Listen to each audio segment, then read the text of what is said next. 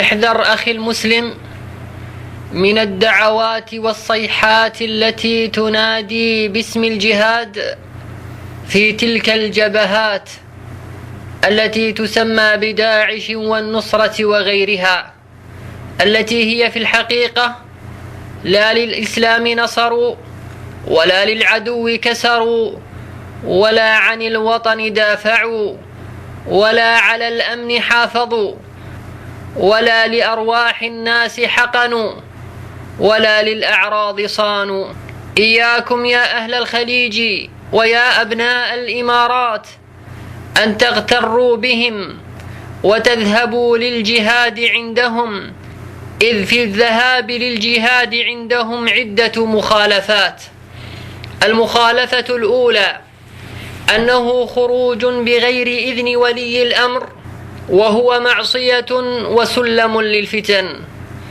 المخالفة الثانية أن فيه نقض لبيعة ولي أمرك ومبايعة لتلك الجبهات، وهو غدر في البيعة، وقد قال رسول الله صلى الله عليه وسلم: ينصب لكل غادر لواء يوم القيامة.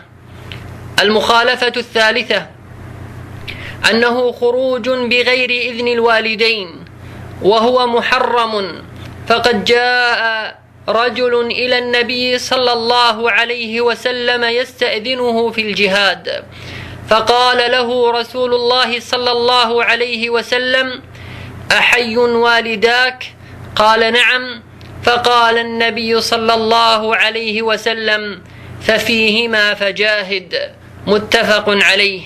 المخالفة الرابعة أن جهادهم جهاد جاهلية، لأنه قتال تحت رايات عمية ولعصبية، والنبي صلى الله عليه وسلم يقول: من قتل تحت راية عمية يغضب للعصبة ويقاتل للعصبة فليس من أمتي. وفي رواية قال: فقتلة جاهلية. رواه مسلم. المخالفة الخامسة أنه انضمام لجبهات منحرفة تكفيرية خارجية.